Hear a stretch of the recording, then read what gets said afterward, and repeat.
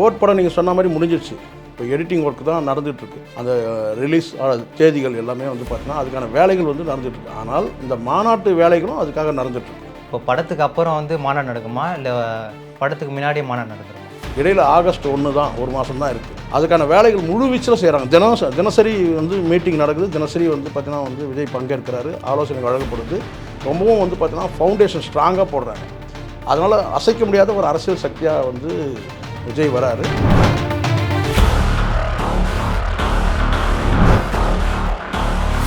எந்த வகையிலையும் வந்து பார்த்தீங்கன்னா சினிமாவில் வந்து பார்த்தீங்கன்னா ஒரு அடுத்த கட்டம் வந்து நீங்கள் வந்து இந்த கோட் படம் ரிலீஸ் ஆன செப்டம்பர் ரிலீஸ் ஆகுது. மிகப்பெரிய அளவில் வந்து பார்த்தீங்கன்னா படம் வந்து ஹிட் ஆகும். வேறு லெவலில் வந்துருக்குன்றது அதில் நடித்த நடிகர்களே சொல்கிறாங்க. சரிங்களா? ஒரு மீட்டிங்கில் படம் வேறு லெவலில் வந்திருக்கு. ஏன்னா எடிட்டிங்கும் கிட்டத்தட்ட வந்து ஒரு ஃபைனல் ஸ்டேஜில் மாநாடு தான் முதல்ல நடக்குது. அதுக்கப்புறம் அதே செப்டம்பர் மாதம் இறுதியில் வந்து படம் வந்து ரிலீஸ் ஆகுது. முதல்ல வந்து பார்த்திங்கன்னா மாநாடு தான். ஆனால் மண்டல மாநாடுன்னு சொல்லி அறிவிச்சிருக்காங்க இல்லையா, அது வந்து செப்டம்பருக்கு பிறகு தான் நடக்கும். அப்போது செப்டம்பரில் வந்து கோட் படம் வந்து ரிலீஸ் ஆகும். ஆன பிறகு அதற்கு பிறகு மண்டல மாநாடுகள் இருக்குது. அதுக்கப்புறம் நடைபயணம் இருக்குது. ஸோ இது எல்லாமே வந்து பார்த்திங்கன்னா இது முடிந்த பிறகு தான் வந்துருக்குன்னா இறுதி படம் வந்து தளபதி 69 இருக்குது. அது லாஸ்ட். மிகப்பெரிய உழைப்பு கொட்டுறதுக்கு தயாராகிட்டார். அது நல்லா தெரியுது. அது என்ன ஆனால் சரி, ஒரு 1000 கோடி வர்த்தகத்தை விட்டுட்டு வெளியே வந்து சினிமாவுக்கு முழுக்கு போட்டுட்டு அரசியலுக்கு வராரு. அதே சமயம் மிகப்பெரிய உழைப்பு கொட்டக்கூடிய ஒரு சூழல். இப்போதைக்கு இடங்கள் தேர்வு செய்யப்பட்டு வந்து மாநாட்டு வடிவமைப்பு, கொடி வடிவமைப்பு இதுக்கான வேலைகள் நடந்துகிட்ருக்கு. மாநாட்டுக்கு முன்னாடியே கொடியை வந்து அறிவிக்கணுன்ற ஒரு பேச்சு வந்து நடந்திருக்கு. ஏன்னா மாநாட்டுக்கு வரும்போது கொடியோடு வரணும்.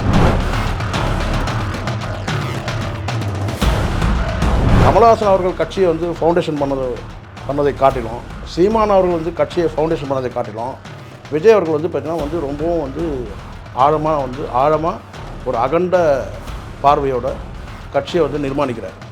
அதுக்கான திட்டமிட்டு வேலைகள் நடக்குது. அதற்கான அரசியல் ஆலோசகர்கள், திறமையான ஒரு பொதுச் செயலாளர் இவங்கெல்லாம் மையப்பட்டு தினசரி வேலை நடக்குது. அப்போ திட்டமிட்டு வந்து அவருடைய அரசியல் பார்வை இருக்குது.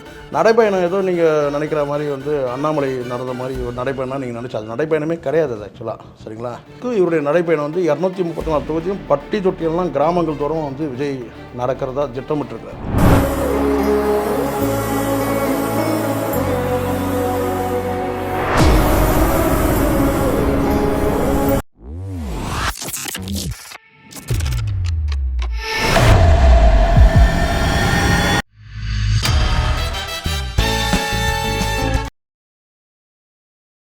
பிபிடி நேயர்களுக்கு வணக்கம். இன்று நம்மளுடன் இணைந்திருப்பவர் மூத்த பத்திரிகையாளர் ஷேக்வார ஜெய்சங்கர் அவர்கள். வணக்கம். வணக்கம். வணக்கம் சார். தளபதி விஜய் வந்து செப்டம்பர் மாதம் வந்து கோட் படம் ரிலீஸ்ன்னு சொல்லியிருக்காங்க. அதே சமயம் வந்து மாநாடும் செப்டம்பர் மாதம்னு அறிவிச்சிருக்காங்க. இப்போ படத்துக்கு அப்புறம் வந்து மாநாடு நடக்குமா, இல்லை படத்துக்கு முன்னாடியே மாநாடு நடந்துருமா? அதாவது செப்டம்பரில் வந்து திருச்சியில் மாநாடுன்றதை அறிவிச்சிருக்காங்க தம்பி.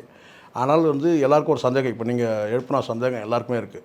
செப்டம்பரில் ஆவலோடு நம்ம படம் எதிர்பார்த்துட்டு இருக்கும்போது மாநாடு வேறு சொல்கிறாரே அப்படின்னு சொல்லிட்டு. மாநாடு தான் முதல்ல நடக்குது. அதுக்கப்புறம் அதே செப்டம்பர் மாதம் இறுதியில் வந்து படம் வந்து ரிலீஸ் ஆகுது. முதல்ல வந்து பார்த்திங்கன்னா மாநாடு தான். ஆனால் மண்டல மாநாடுன்னு சொல்லி அறிவிச்சிருக்காங்க இல்லையா, அது வந்து செப்டம்பருக்கு பிறகு தான் நடக்குது. அதுக்கப்புறம் 234 தொகுதிக்கும் வந்து நடைபயணம் இருக்குது. அதுவும் அறிவிச்சிருக்கிறாங்க. அதுக்கான வேலைகள் நடந்துகிட்ருக்கு. இப்போ அந்த டேட்டு தான் இப்போ அறிவிக்கணும். இது மூணுமே வந்து அதாவது மாநாடு, மண்டல மாநாடு, நடைபயணம் இது எல்லாமே இருக்குது. தேதிகள் மட்டும்தான் அறிவிக்கலை. ஆனால் நீங்கள் கேட்ட கேள்விக்கு பதில் என்னென்னா, நிச்சயமாக வந்து மாநாடு முதல்ல நடக்குது. அதுக்கு பிறகு தான் வந்து கோட் படம் ரிலீஸ் ஆகுது. ஒரு சில அரசியல் விமர்சகர்கள்லாம் வந்து விஜய் வந்து படத்தில் ஜெயிச்சிருக்கலாம், மூவிலெலாம் ஜெயிச்சிருக்கலாம், ஆனால் வந்து அரசியல் ஜெயிக்க முடியாதுன்னு சொல்கிறாங்க. அது உங்களுடைய பார்வை எப்படி இருக்குது? அரசியல் விமர்சகர்கள் வந்து அவங்களுடைய பார்வையை அவங்க சொல்கிறாங்க, அவ்வளோதான். அதில் என்ன அவங்கன்னா ஜோதிடர்கள் அவங்க. எனக்கு கேட்டால் வந்து பார்த்தீங்கன்னா எம்ஜிஆருக்கு அந்த காலத்தில் எப்படி ஒரு ஆர்ப்பரிப்பு இருந்தோ, அரசியல் கட்சி தொடங்கும் போது இருந்தோ அந்த ஆர்ப்பரிப்பு வந்து இவருக்கு இருக்குன்னு தான் என்னுடைய பார்வை.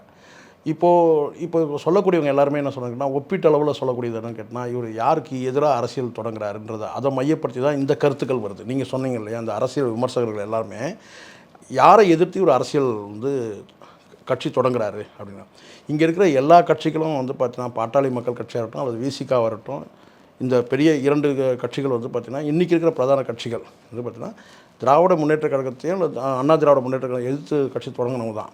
ஒரு கட்டத்தில் வந்து பார்த்திங்கன்னா வந்து இங்கே வேறு சில சக்திகள், சனாதன சக்திகள், பிஜேபி போன்ற கட்சிகள் வந்து இங்கே வேரூனும் போது வேறு வழி இல்லாமல் ஒரு சமரசம் வந்து அங்கே செய்யப்படுது.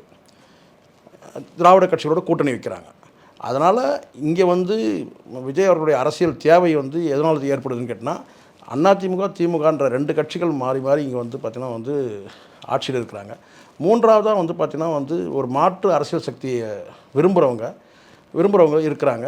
அந்த அந்த மக்களுடைய எண்ணத்தை வந்து பூர்த்தி செய்கிற விதமாக தான் இவர் அரசியலுக்கு வரார். அதை தாண்டி மக்களுக்கு நன்மை செய்யணுன்ற நோக்கம் அவருக்கு இருக்குது. ஒரு நல்ல நோக்கத்தின் அடிப்படையில் தான் வராரு. ஆனால் நீங்கள் சொல்லக்கூடிய அரசியல் விமர்சகர்கள் இருக்கிறாங்க இல்லையா, அவங்களுடைய பார்வை என்னன்னு கேட்டால், இவர் வந்து எதுக்காக இவர் வராரு, இவர் பிரகாசிக்க முடியுமான்ற அந்த கேள்வி எதுக்காக வைக்கிறேன்னா, இங்கே ஏற்கனவே 2 பெரிய கட்சிகள் இருக்கிறாங்க. ஒரு முதலமைச்சர் மு.க. ஸ்டாலின் வந்து பார்த்தீங்கன்னா வந்து ஒரு பவர்ஃபுல் லீடராக இருக்கிறாரு. இந்த பக்கம் எடப்பாடியும் இருக்கிறாரு. இதில் இந்த 2 கட்சிகள் நடுவில் இவர் வந்து கட்சியை தொடங்கி இவர் எவ்வளோ தூரம் பிரகாசிக்க முடியுன்ற அந்த கேள்விகளை வைக்கிறாங்க. அவங்க பார்வை வந்து பார்த்தீங்கன்னா 2 திராவிட கட்சிகளை சார்ந்து இருக்குன்னு சொல்ல வரேன். சார்ந்து இருக்கிறதுனால தான் இப்படியான ஒரு கேள்வி வருது. இப்போ இந்த கேள்வியை வந்து சீமான்கிட்ட வைக்க முடியுமா? இந்த சீமான்கிட்ட இந்த கேள்வி வைக்க முடியல. ஆனால் ஏன் வந்து விஜய் கிட்ட வைக்கிறேன்னு கேட்டால், விஜயோட உண்மையான வளர்ச்சி அவங்களுக்கு தெரியுது. நீங்கள் சொல்லக்கூடிய அரசியல் விமர்சகர்களுக்கு தெரியுது. என்னென்னு கேட்டால், விஜய் வந்தார்னா இந்த ஃபவுண்டேஷன் வந்து கண்டிப்பாக வந்து இப்போது சீமான் வந்து 10 ஆண்டு காலம் 15 ஆண்டு காலம் அரசியல் செய்தும் கூட பார்த்திங்கன்னா வந்து ஒரு 7% 8%ன்ற அந்த எல்லையில் தான் நிற்கிறார். அதை தாண்டி கடந்து போக முடியல. சரிங்களா? ஒரு ஸ்டெப்பு தான் ஏற முடியுது. அதை தாண்டி வந்து ஜம்ப்லாம் ஆகலை. சில அரசியல் விமர்சகர்லாம் ஜம்ப் பண்ணிட்டாரு அப்படிலாம் சொல்கிறாங்க இல்லையா? அது வந்து பார்த்திங்கன்னா அவங்களுடைய சாதிய பார்வை அடிப்படையில் சொல்கிறாங்க. சீமான் வந்து அப்படியே ஜம்ப் ஆகிடுவார், அரவிந்த் கெஜ்ரிவால் ஆகிடுவார், இவர் வந்து காஞ்சிராம் ஆகிடுவார் அப்படின்னு சொல்லிட்டு எல்லா சமுதாயத்திலேருந்து ஒரு தலைவரை வந்து டெல்லியில் இருக்கிற தலைவரை மையப்படுத்தி சொல்கிறாங்க. இங்கே வந்து அரசியல் வந்து பார்த்திங்கன்னா வந்து ஒவ்வொரு காலகட்டத்தில் அரசியல் தட்பவெட்பம் மாறிக்கிட்டே இருக்கும். இப்போ சீமான் அரசியலுக்கு வந்துட்டார். அதுக்கு பிறகு வந்து அவருடைய வாக்கு சதவீதம் ஏறலை. ஏன் ஏறலைன்னா கமலஹாசன் வந்துட்டார். இங்கே மாற்று அரசியல் தலைவருங்க. இப்போ சீமான்கிட்ட இருக்கிறவங்க வந்து 3 விதமான வந்து பிரிவினர் இருக்கிறாங்கன்னு சொன்னால், அதில் 2 பிரிவினர் வந்து பார்த்திங்கன்னா மாற்று அரசியல் விரும்புகிறவங்க, தமிழ் தேசியத்தை சார்ந்தவங்க. அப்போ அவங்க வந்து கேட்டிங்கன்னா திராவிட இயக்கங்களோட சேர்ந்து அவங்களோட பயணிக்க முடியல 2 பேருமே. அப்போது இந்த இடத்துல வந்து கமலஹாசன் வரும்போது அவங்களோட போயிடுறாங்க. இப்போ விஜய் வராருன்னா கமலஹாசன் மாதிரி விஜய் இருக்க மாட்டார். அது எல்லாருக்கும் தெரியுது. ஏன்னா ஃபவுண்டேஷன். இப்போ நீங்கள் கேட்ட கேள்விக்கு நான் பதில் சொல்கிறேன். கமலஹாசன் அவர்கள் கட்சியை வந்து ஃபவுண்டேஷன் பண்ணதை காட்டிலும், சீமான் அவர்கள் வந்து கட்சியை ஃபவுண்டேஷன் பண்ணதை காட்டிலும், விஜய் அவர்கள் வந்து பார்த்திங்கன்னா வந்து ரொம்பவும் வந்து ஆழமாக ஒரு அகண்ட பார்வையோட கட்சியை வந்து நிர்மாணிக்கிறார். அதுக்கான திட்டமிட்டு வேலைகள் நடக்குது. அதற்கான அரசியல் ஆலோசகர்கள், திறமையான ஒரு பொதுச் செயலாளர், இவங்கெல்லாம் மையப்பட்டு தினசரி வேலை நடக்குது. கோட் படம் நீங்கள் சொன்ன மாதிரி முடிஞ்சிடுச்சு. இப்போ எடிட்டிங் ஒர்க் தான் நடந்துகிட்ருக்கு. அந்த ரிலீஸ் தேதிகள் எல்லாமே வந்து பார்த்திங்கன்னா அதுக்கான வேலைகள் வந்து நடந்துகிட்ருக்கு. ஆனால் இந்த மாநாட்டு வேலைகளும் அதுக்காக நடந்துகிட்ருக்கு. இடையில் ஆகஸ்ட் 1 தான், 1 மாதம் தான் இருக்குது. அதுக்கான வேலைகள் முழு வீச்சில் செய்கிறாங்க. தினசரி வந்து மீட்டிங் நடக்குது. தினசரி வந்து பார்த்திங்கன்னா வந்து விஜய் பங்கேற்கிறாரு, ஆலோசனை வழங்கப்படுது. ரொம்பவும் வந்து பார்த்திங்கன்னா ஃபவுண்டேஷன் ஸ்ட்ராங்காக போடுறாங்க. அதனால் அசைக்க முடியாத ஒரு அரசியல் சக்தியாக வந்து விஜய் வராரு. எந்த வகையிலையும் வந்து பார்த்தீங்கன்னா சினிமாவில் வந்து பார்த்தீங்கன்னா அவர் அடுத்த கட்டம் வந்து நீங்கள் வந்து இந்த கோட் படம் ரிலீஸ் ஆன செப்டம்பரில் ரிலீஸ் ஆகுது. மிகப்பெரிய அளவில் வந்து பார்த்தீங்கன்னா படம் வந்து ஹிட் ஆகும். வேறு லெவலில் வந்துருக்குன்றது அதில் நடித்த நடிகர்களே சொல்கிறாங்க. சரிங்களா? ஒரு மீட்டிங்கில் படம் வேறு லெவலில் வந்திருக்கு. ஏன்னா எடிட்டிங்கும் கிட்டத்தட்ட வந்து ஒரு ஃபைனல் ஸ்டேஜில் இருக்குது.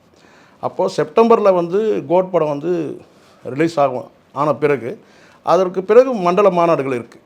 அதுக்கப்புறம் நடைபயணம் இருக்குது. ஸோ இது எல்லாமே வந்து பார்த்திங்கன்னா இது முடிந்த பிறகு தான் வந்து இறுதி படம் வந்து தளபதி 69 இருக்குது. அது லாஸ்ட். அப்போ திட்டமிட்டு வந்து அவருடைய அரசியல் பார்வை இருக்குது. நடைபயணம் ஏதோ நீங்கள் நினைக்கிற மாதிரி வந்து அண்ணாமலை நடந்த மாதிரி ஒரு நடைபயணம் நீங்கள் நினச்சா அது நடைபயணமே கிடையாது. அது ஆக்சுவலாக சரிங்களா? அது மாதிரி இல்லை. இது வரைக்கும் தமிழ்நாட்டு அரசியலில் வந்து வைகோ அவர்கள் நடந்திருக்கிறாரு. குமரி அனந்தர்கள் வந்து ஒரு நீண்ட நெடும்பயணம் வந்து குமரியிலேருந்து நடந்திருக்கிறார். வைகோ அவர்களும் நடைபயணம் வச்சுருக்காங்க. ஸோ அதையெல்லாம் வந்து மிஞ்சிற அளவுக்கு இவருடைய நடைபயணம் வந்து 234 தொகுதியும் பட்டி தொட்டியெல்லாம் கிராமங்கள் தோறும் வந்து விஜய் நடக்கிறதா திட்டமிட்டிருக்கிறார். மிகப்பெரிய உழைப்பு கொட்டுறதுக்கு தயாராகிட்டார். விஜய்.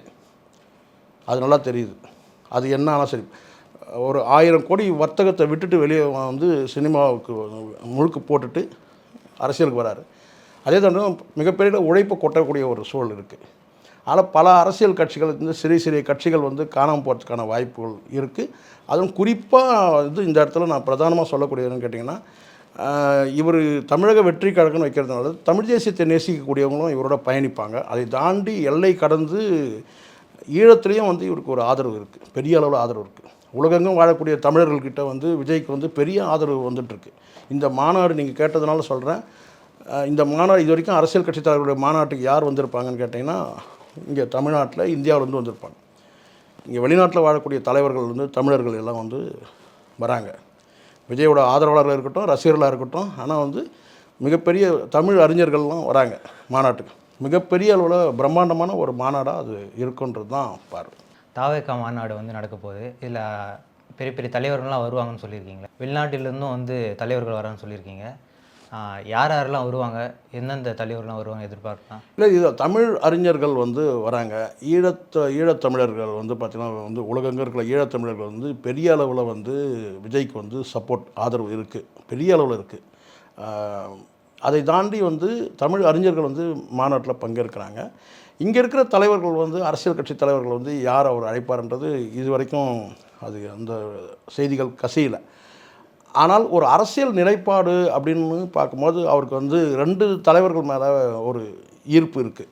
2 தலைவர்கள் சொல்கிறது, இந்த சைடில் விசிகா தலைவர் திருமாவளவன், அன்புமணி, 2 பேர் மேலேயும் வந்து ஒரு அளப்பரிய ஒரு மரியாதை அவருக்கு இருக்குது. ஒரு கட்டத்தில் வந்து அந்த 2 தலைவர்களும் கூட வந்து ஒரு அணியில் சேர்ந்தால் கூட நல்லா இருக்குன்ற மாதிரியான ஒரு ஆலோசனைகள் அங்கே ஆலோசிக்கப்பட்டதாக கூட ஒரு தகவல் இருக்குது. அரசியலில் சொல்கிறேன், அரசியல் களத்தில் இந்த 2 பெரிய கட்சிகள் வந்து விசிகாவும் சரி, வாக்கு வங்கி வச்ச பெரிய கட்சினா எதை சொல்கிறேன்னு கேட்டால் வாக்கு வங்கிகள் வச்சுருக்கிற பெரிய கட்சிகள் 2 கட்சிகளுமே, ரெண்டுமே ஸ்ப்ளிட் ஆகும்போது பார்த்தீங்கன்னா 2 தரப்புலையும் பாதிப்பு இருக்க தான் செய்யுது. சரிங்களா? அப்போது இங்கே வந்து பார்த்திங்கன்னா இந்த 2 கட்சிகளும் கூட ஏன் இணையக்கூடாதுன்ற அந்த ஒரு ஒரு என்ன சொன்ன ஒரு ஒரு ஒரு எண்ணம், நல்ல எண்ணம் கூட விஜய்க்கு இருக்குது. அப்படி ஒரு ஆலோசிக்கப்பட்டதாக தகவல் இருக்குது. அதனால் வந்து அன்புமணியும் அழைக்கப்படலாம், விசிகா தலைவர் திருமாவளவனும் அழைக்கப்படலாம், எப்படி வேணாலும் நடக்கலாம். அது வந்து நம்ம உறுதியாக சொல்ல முடியாது, அங்கே அவங்களுடைய நிலைப்பாடு இன்னும் சொல்ல முடியாது. ஆனால் அரசியல் கட்சி தலைவர்கள் அதில் பங்கேற்பாங்களா அப்படின்னு கேட்டிங்கனாக்கா இன்னும் அதுக்கான முடிவுகள் வந்து எட்டப்படலை. இப்போதைக்கு இடங்கள் தேர்வு செய்யப்பட்டு வந்து மாநாட்டு வடிவமைப்பு, கொடி வடிவமைப்பு இதுக்கான வேலைகள் நடந்துகிட்ருக்கு. மாநாட்டுக்கு முன்னாடியே கொடியை வந்து அறிவிக்கணுன்ற ஒரு பேச்சு வந்து நடந்திருக்கு. ஏன்னா மாநாட்டுக்கு வரும்போது கொடியோடு வரணும் அப்படின்றது. அதனால் வெகு விரைவில் வந்து பார்த்திங்கன்னா இந்த மாத இறுதியிலோ அல்லது வந்து பார்த்திங்கன்னா முதல் வாரத்தில் கூட வந்து உங்களுக்கு வந்து முன்னாடி, அதாவது மாநாட்டுக்கு முன்னாடி வந்து கொடியை வந்து அறிவிக்கணுன்ற அந்த வேலைகள் நடந்துகிட்ருக்கு. ஆனால் மாநாட்டில் வந்து யாரெல்லாம் பங்கேற்பாங்க நம்ம உறுதியாக தெரியாமல் சொல்லக்கூடாது. ஆனால் வந்து இப்படி ஒரு பார்வை இருக்குது அவருக்கு. என்னென்னா விசிகா தலைவரும் வந்து அன்புமணி 2 பேருமே வந்து ஒரு மேடையில் உட்கார வைக்கணுன்ற எண்ணம் வந்து விஜய்க்கு இருக்குது.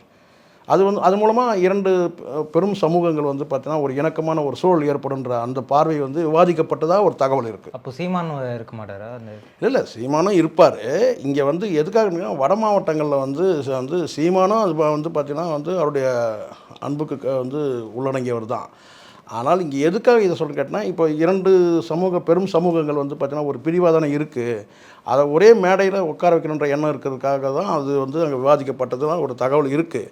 அதை கடந்து நாம் தமிழர்கள் சீமான் அவர்களும் வந்து பார்த்திங்கன்னா வந்து இவருடைய அழைக்கிறதுக்கான வாய்ப்பு இருக்குது. ஆனால் அரசியல் கட்சி தலைவர்கள் வந்து பார்த்திங்கன்னா எப்படி இவங்க புரோட்டோக்கால் அமைப்பாங்கன்றது எனக்கு அது தெரியல. ஆனால் விவாதிக்கப்பட்டது என்னென்னு கேட்டிங்கன்னா, ஒரு அணியில் கொண்டு வரணும். இப்போ இவர் வந்து விஜய் வந்து அரசியல் வர்றாருன்னா 2 பெரும் தலைவர்களாக அவர் பார்க்குறாரு, ஒரு அன்பு கொண்ட தலைவர்களாக பார்க்குறாருன்னு தான் பாரு.